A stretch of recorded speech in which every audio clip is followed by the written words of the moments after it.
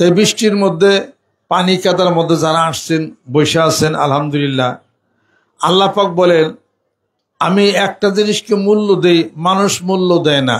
সেটা কি? আল্লাহ বলেন আমি সময়ের মূল্য দেই, মানুষ সময়ের মূল্য দেয় না।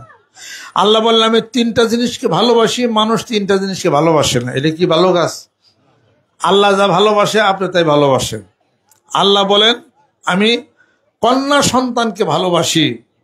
এরশাদ হচ্ছে কোরআনুল কারীমের মধ্যে ওয়ালাইসা যাকারু কাল উনসা, এমন কন্যা সন্তান দেব যার মোকাবেলায় প্রতিদ্বন্দ্বিতায় কোনো পুত্র সন্তান হতে পারে না। মরিয়ম আলাইহিস সালাতু ওয়াস সালাম, মরিয়ম আলাইহিস সালাতু ওয়াস সালাম, কথা ঠিক কিনা? বিবি মরিয়ম, তার সমকক্ষ কোনো নারী আছে? সুবহানাল্লাহ। এই নারী মহিষী, তাহলে পর তার উদর থেকে হলো ঈসা, হযরত ঈসা আলাইহিস সালাতু ওয়াস সালাম, ঈসা ইবনে মারইয়াম। তাহলে পরে এমন কন্যা সন্তান যার সামনে পুত্র সন্তান আসতে পারে না। আল্লাহ পাক ঘোষণা করেন ইয়াহাবু লিমান ইয়াশাউ ইনাসা ওয়া ইয়াহাবু লিমান ইয়াশাউ যুকুরা আও ইউযাওবিজুহুম যুকরানা ওয়া ইনাসা ওয়া ইয়াজআলু মান ইয়াশাউ আকীমা। আল্লাহ পাক বলেন আমি যাকে ইচ্ছা করি কন্যা সন্তান দেই, যাকে ইচ্ছা করি পুত্র সন্তান দেই, যাকে ইচ্ছা করি কন্যাও দেই না পুত্র দেই না, যাকে ইচ্ছা করি কন্যা পুত্র দুটেই আমি দেই, আর যাকে ইচ্ছা করি আমি চিরকালের জন্য পৃথিবীর বুকে বন্ধা করিয়া রাখি। তাকে বন্ধা করে রাখি কার ইচ্ছা? আল্লাহর ইচ্ছা। আল্লাহ পাক বলেন আমি তিনটা জিনিস আমার কাছে পছন্দ। যেরকম কয়টা? এক নম্বর হলো কন্যা সন্তান আমি পছন্দ করি, কিন্তু কন্যা সন্তান কারোর ঘরে যদি জন্মগ্রহণ করে মুখটা কালো হয়ে যায়, আল্লাহ পাক বলেন আমি কন্যা সন্তান পছন্দ করি। দুই নম্বর হল আমি মেহমান পছন্দ করি। তৃতীয় নম্বর হল আমি বৃষ্টি পছন্দ করি। মানুষ যা পছন্দ করে না, এত মেঘকে এত বৃষ্টিকে হায়রে কেমন হইলো, আল্লাহ বলে আমি মেঘ পছন্দ করি, এর লিগে দিছি। যেরকম সুবহানাল্লাহ। আমি কন্যা পছন্দ করি এই জন্য তোমার কন্যা সন্তান দিছি। আমি মেহমান পছন্দ করি এই জন্য তোমার বাড়িতে মেহমান একদিন এসে থাকলে দ্বিতীয় দিন কয় কি কই হালার মতো তো যায়ও না, কবে যাইব? আরে 3 দিন পর্যন্ত কোনো কথা কয়ে পারবো না। চতুর্থ দিন তুমি তাকে বলতে পারো ভদ্র ভাষায় যে এখন গেলে ভালো হয়, আমার বেলায় দরকার, চাইল ফুরাইতেছে, যাওয়াটাই ভালো। এই মেহমানদারি করে আল্লাহ পাক বলেন আমি মেহমান পছন্দ করি, আর তুমি মেহমান আসলে মন খারাপ করো। মেহমানদারি করে আমার নবী আইয়ুব হেতো নবুয়তি পাইল। যেরকম সুবহানাল্লাহ। আইয়ুব আলাইহিস সালাতু ওয়াস সালাম মেহমান ছাড়া খাইতেন না। আর আমরা যদি দরজা ধাক্কা দিতে কয় দে বাইতে নাই, ঘরে বসে কিন্তু ভাত খাইতেছে। এই কাজে জানলা দরজা আটকিয়া খায় যাতে কোনো মেহমান কেউ না দেখে। সাহাবাদের কথা শুনছেন, সাহাবাদের জীবনী তো আমি আপনি ভালো মতো পড়ি না। হয়তো আলী রাদিয়াল্লাহু তাআলা বাড়িতে কোনো খাবার ছিল না, এক জায়গায় যে তিনি একটু কাজ করছেন, কাজ করে কয়েকটা রুটি পাইছেন, কাজের বিনিময়ে হযরত আলী আল্লাহর নবীর জামাতা, গোটা বিশ্ব পৃথিবী যার হাতের উপরে, যিনি বললে আকাশ থেকে আল্লাহ পাক খাবার পাঠিয়ে দেন, তার মেয়ের জামাই, যেমন তেমন কথা। এটি কি বাংলাদেশের কোনো প্রেসিডেন্ট না গোটা বিশ্ব পৃথিবীর মালিক? এত গরিব, পরে তিনি কাজ করে 3টা রুটি পেয়েছে। খাইতে বসে একজন ভিক্ষুক আছে, আমারই কিছু দেন, আমার ক্ষুধা লাগছে, 1 রুটি দিয়ে এসে। কিছুক্ষণ পরে আরেক ভিক্ষুক আসছে, আমার পেটে খিদা, আমার কিছু খাবার নাই, আরেক রুটি দিয়ে দিছে।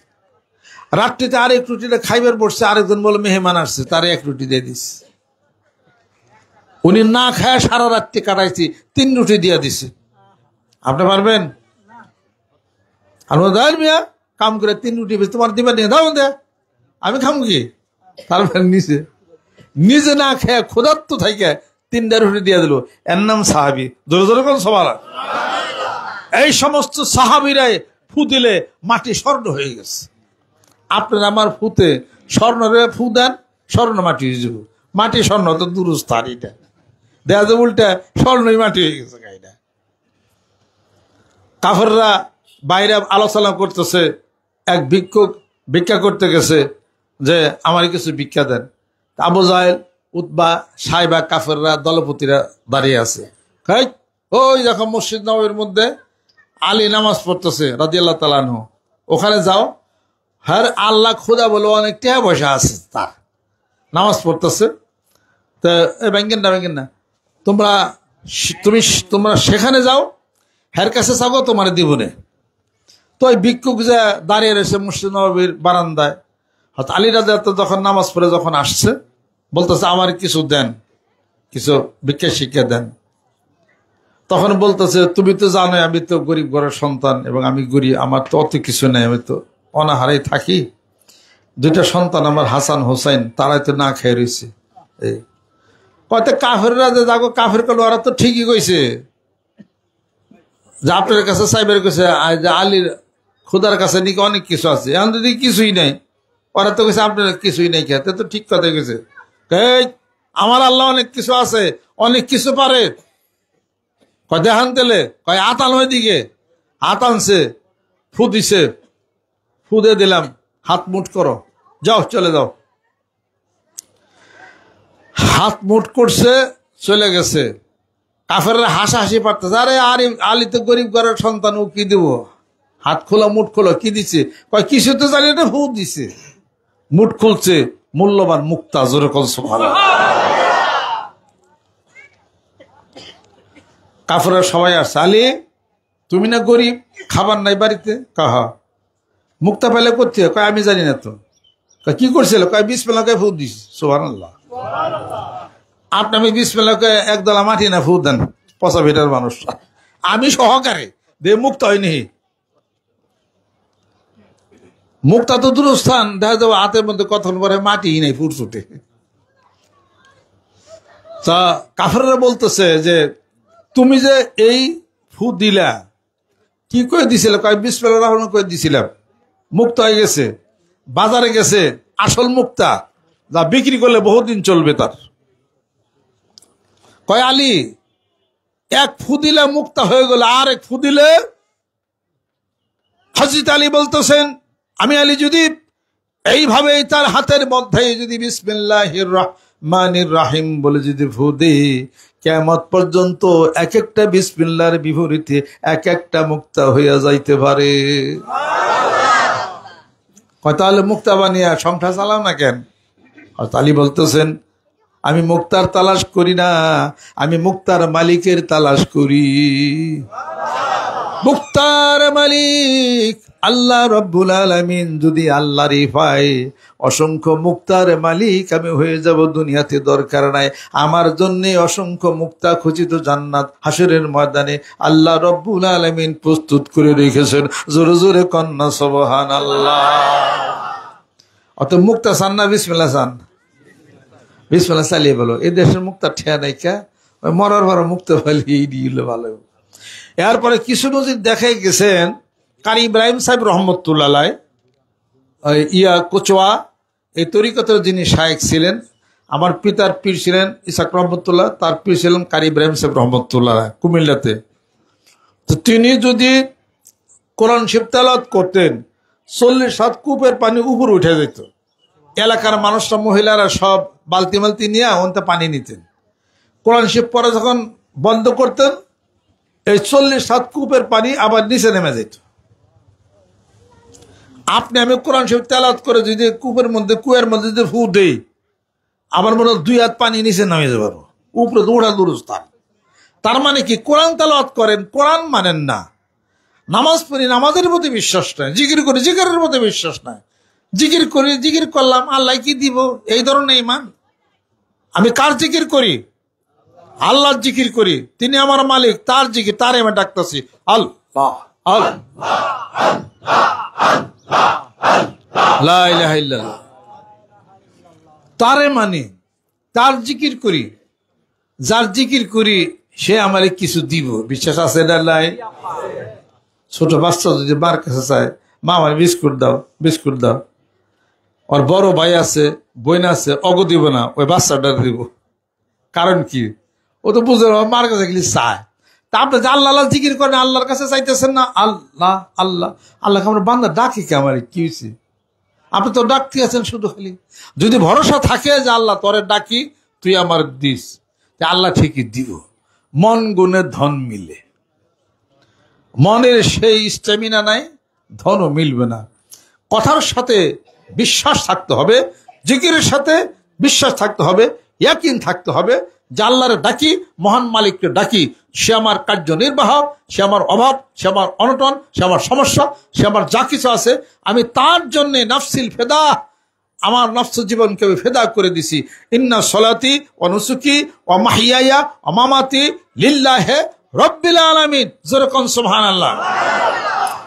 এজন্য তো কবি বলেন, আমার জীবন আমার মরণ আমার বন্দিগি, আমার জীবন আমার মরণ আমার বন্দিগি। ইয়া ইলাহি ইয়া ইলাহি কবুল করো আমার বন্দিগি,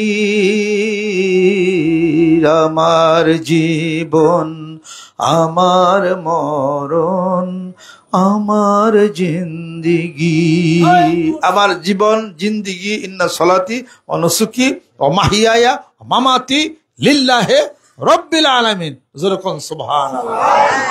এই দোয়া তো আল্লাহ শিখিয়ে দিয়েছে, পড়েন না কেন? এটা নামাজে দাঁড়িয়ে পড়েন না? কি পড়েন?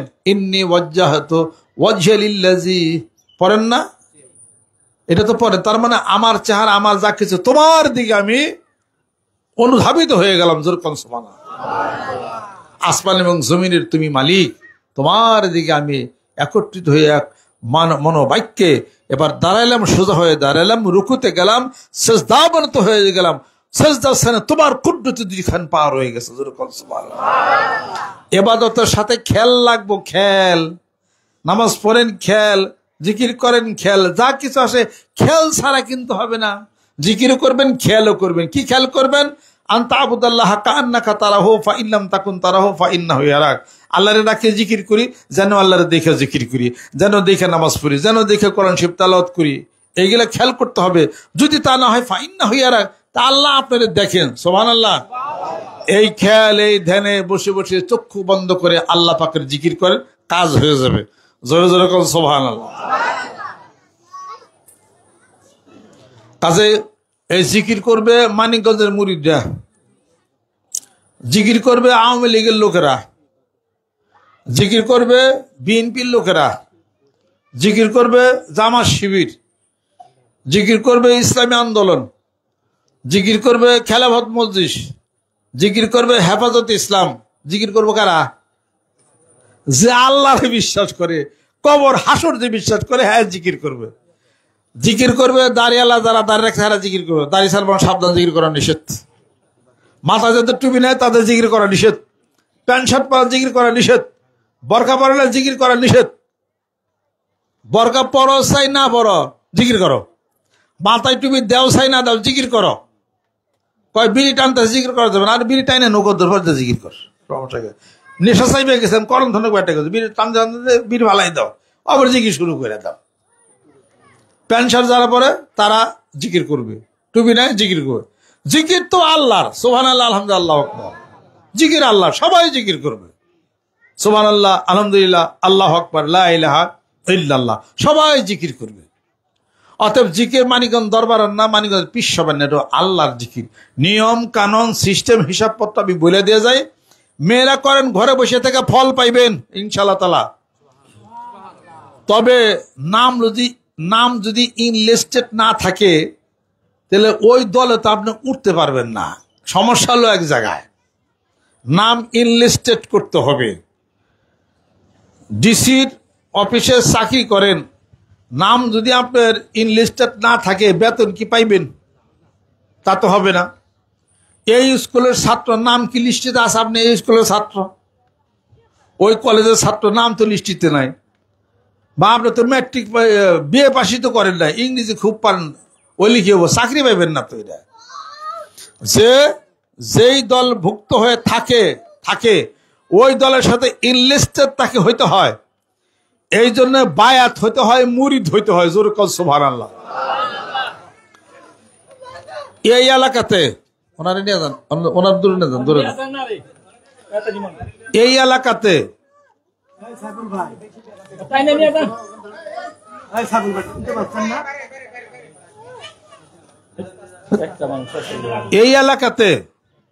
এই এলাকাতে যদি একটা মেয়ে মানুষ থাকে আনম্যারিড, আরে নিয়ে যান না কেন, দূরে, তাই তো হয়ে যায়। এই এলাকাতে যদি একটা মেয়ে মানুষ থাকে আনম্যারিড, সুন্দর, ফর্সা, হ্যান্ডসাম,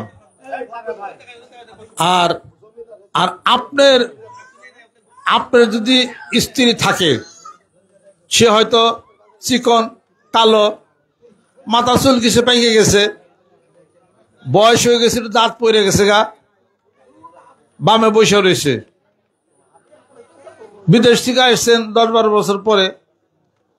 এখন যে মেয়েটা আছে আপনার হয়তো পরিচিত, কেউ দেখ ফেলাইছে, ভাই কেমন আছো, সাথে বন্ধু বান্ধবরা আইছে, আপনি তো বিদেশ থেকে সুন্দর হয়ে গেছেন গোচালম্বা। এখন সবাই যদি কয় সুন্দর মেয়েটা দেখে এটা তোমার বউ নাকি, তাই কি বউ হইব?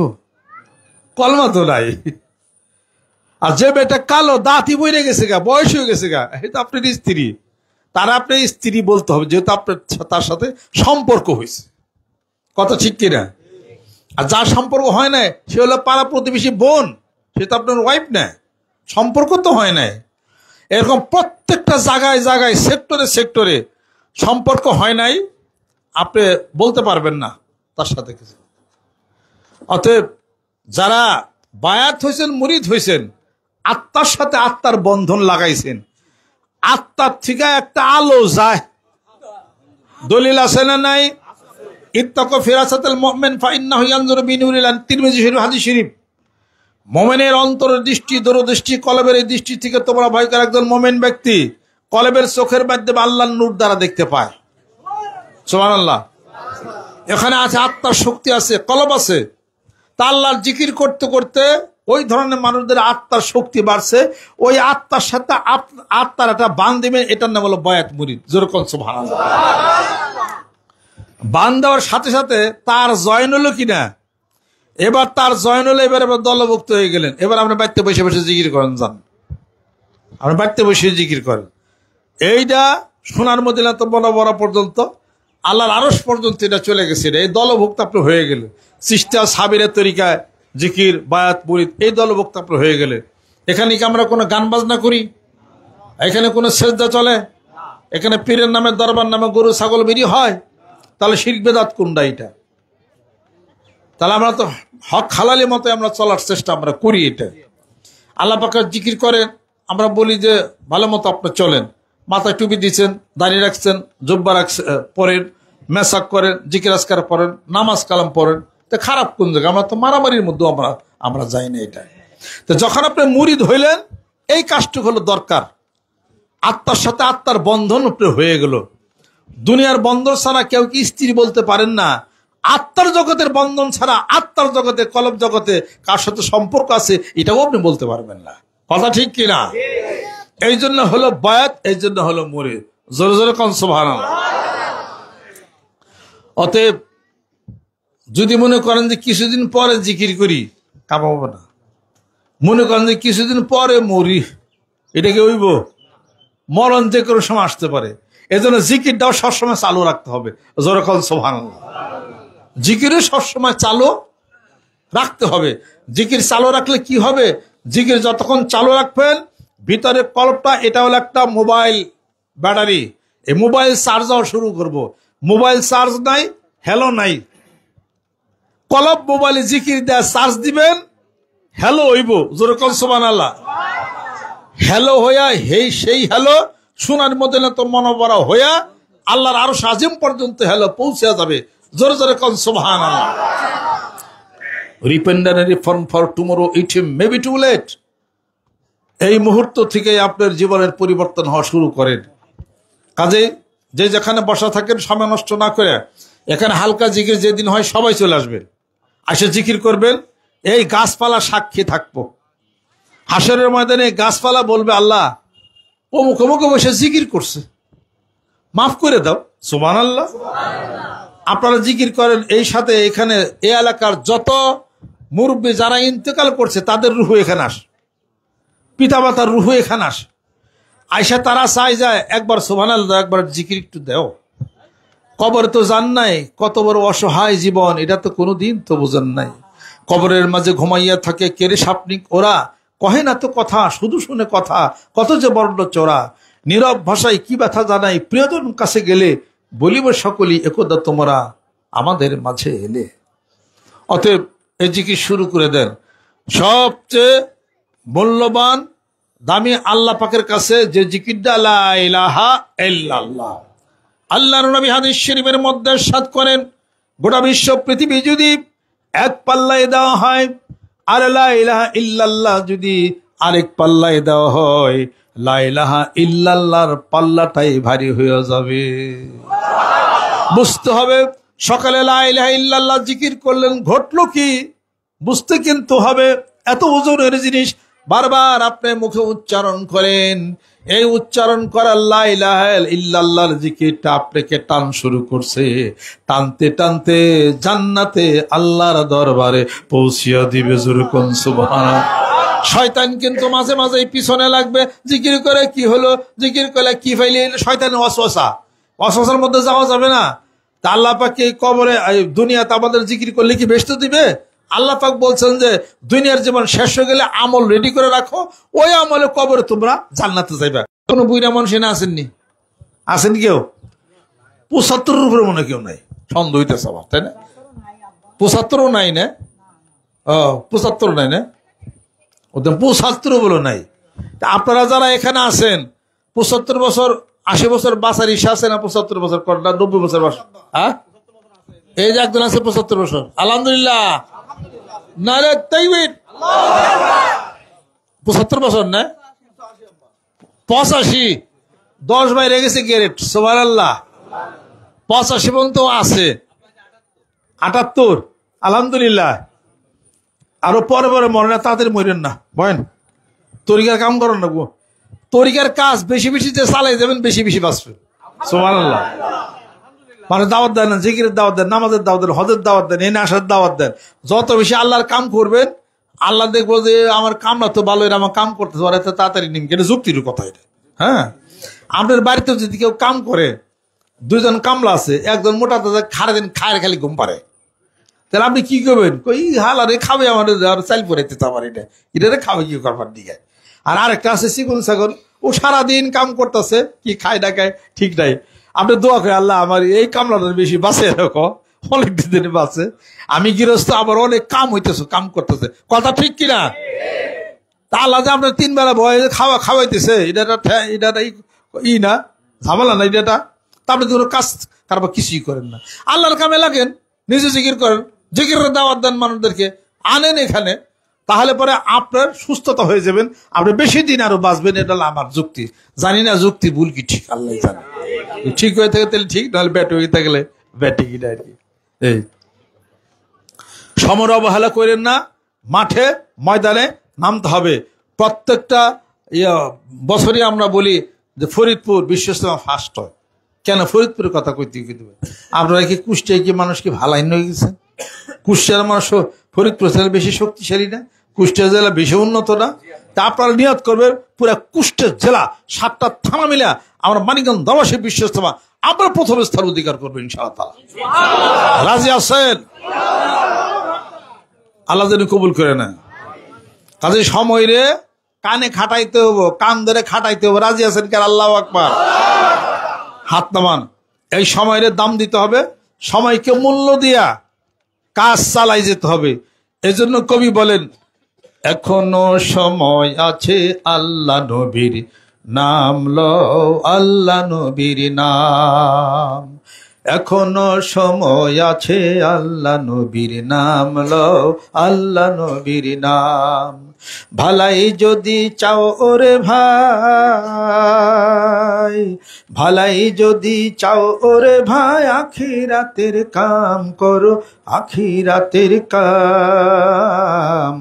এখনো সময় আছে, আল্লাহ নবীর নাম লও, আল্লাহ নবীর নাম।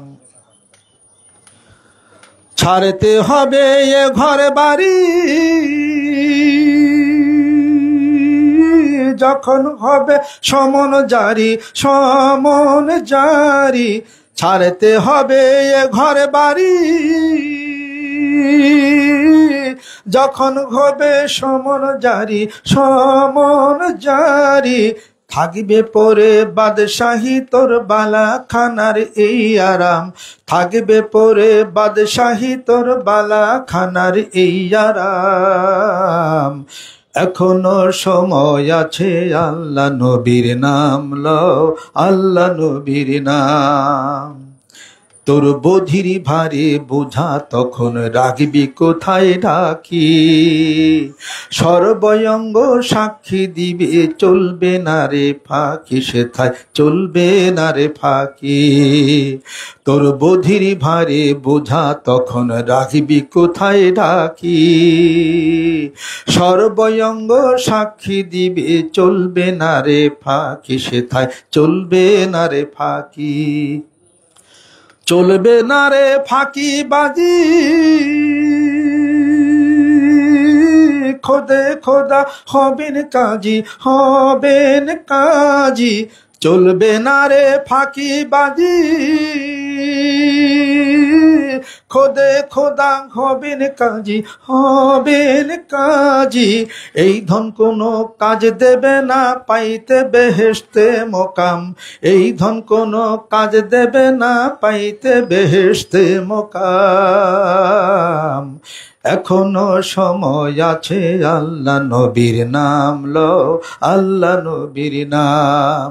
ভালাই যদি চাও ওরে ভাই, ভালাই যদি চাও ওরে ভাই, আখিরাতের কাম করো, আখিরাতের কাম।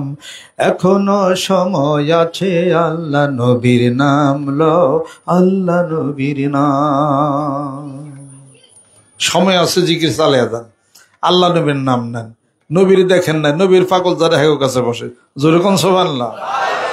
আগামী ডিসেম্বর মাসের 24 তারিখে মানিকগঞ্জ 10-এ বিশ্বস্তমা হবে। এই বিশ্বস্তমা কিসের? শরীয়ত, তরিকত, হকিকত, মারেফত, জানা মানা বোঝার চক্ষু বন্ধ করে ধ্যান খেলের জগতের এই বিশ্বস্তমা প্রতিষ্ঠিত হবে।